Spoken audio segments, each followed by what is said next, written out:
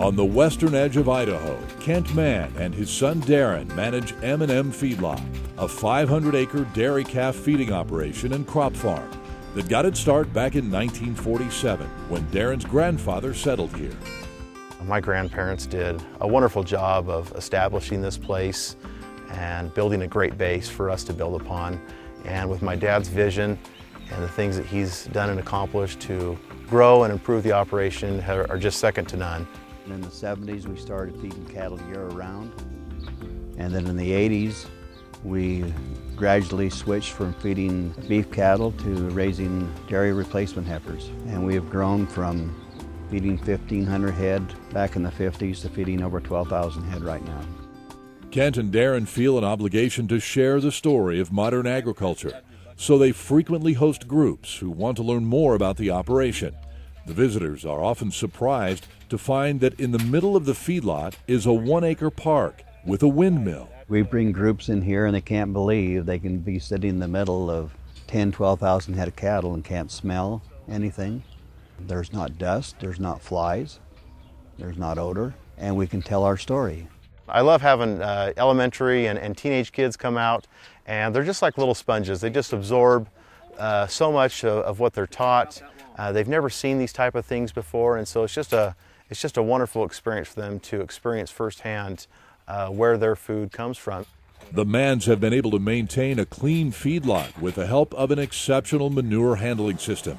With concrete scrape alleys and storage boxes, they're able to keep their pens clear of manure. It helps control the odor because we're constantly getting rid of the wet manure that could build up in the corral. And it also helps with fly control because we are removing the environment where the flies like to lay their eggs. We continually scrape our pens and move that manure out to our compost piles so that we create less dust in the corral for cattle to move around in. The manure is no longer taken to farmers' fields, but we compost the manure on site, and then it goes to farming operations throughout the valley. In fact, Eminem Feedlot now has an extensive composting operation that allows them to turn the manure into a valuable natural fertilizer, used not only on farm fields, but also for home landscaping. We've also recently explored the home and garden arena, and there's quite a few landscapers that are also taking this compost and using it for lawn application. Their stewardship efforts go even further. They've planted more than 600 trees around the feedlot and have installed new float water troughs that cut their daily water use by 65%. Protecting water quality is another priority. One of the challenges that we have here at the feedlot is that we have a major waterway that's less than a half a mile away from the corrals in the Snake River.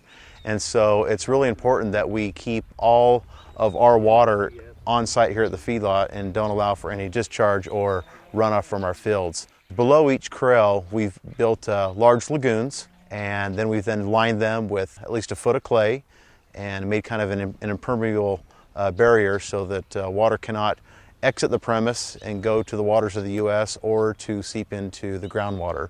Darren and Kent often work with local groups such as the Boy Scouts to provide education on stewardship. And they worked with NRCS to create a 20-acre protected wetlands area, which includes a man-made pond that helps filter the stream water before it leaves their land.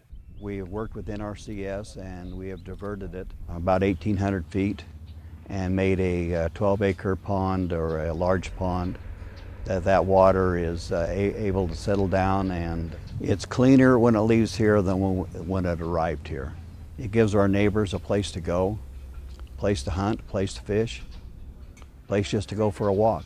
They've always been on, the cutting edge and always trying to improve things. When you can drive through the feedlot and there's landscaping on one side and there's songbirds and there's ducks in the pond, that says a lot. The wildlife will tell you whether or not you're doing a good job keeping it clean.